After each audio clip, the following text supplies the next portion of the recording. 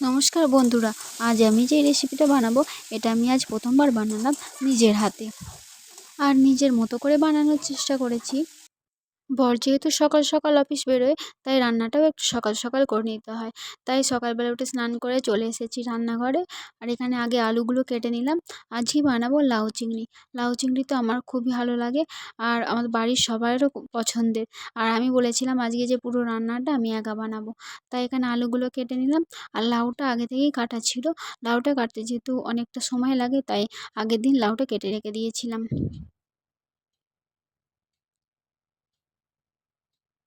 এখানে লাউগুলো কাটা আছে আর আলুগুলোও ধুয়ে নিলাম। এরপর একটা মশলার পেস্ট বানাবো।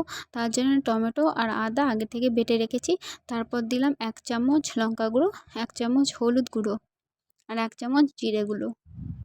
এরপর দিয়ে দেবো স্বাদ অনুসারে নুন আর অল্প চিনি।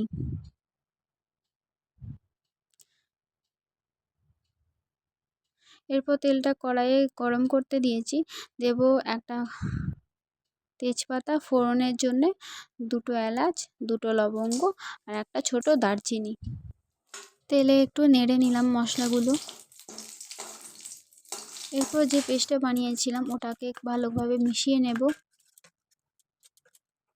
কড়াইতে দিয়ে দিলাম, একটু নেড়ে নিতে হবে সব মশলাগুলোকে, যাতে মশলার কাঁচা গন্ধটা চলে যায়। এরপর আলুগুলোও দিয়ে দিলাম, দিয়ে মশলাটার সঙ্গে ভালো করে মিশিয়ে নিলাম। এরপর দিয়ে দেব লাউটাও ভালো করে মিশিয়ে নিতে হবে।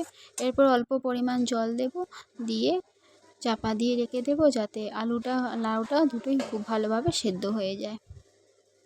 10 মিনিট পর ফিরে আসবো।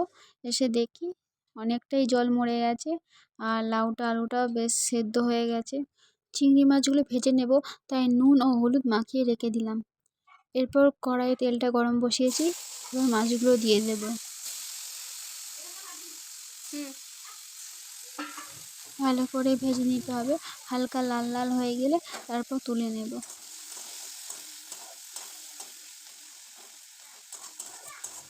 মাছগুলো প্রায় ভাজা হয়েই এসেছে।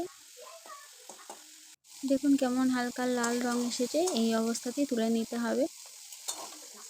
তুলে নিলাম মাছগুলো। এরপর যে তরকারিটা ছিল ওটা কড়াতে দিয়ে মাছের সঙ্গে একটু ফুটিয়ে নিতে হবে, যাতে মাছের ভেতরে মশলাটা ভালোভাবে ঢুকে যায়। অল্প একটু ফুটিয়েই নামিয়ে নিতে হবে। তো আজকে আমাদের লাউ চিংড়ির রেসিপি তৈরি। কেমন লাগলো সবাই জানাবেন।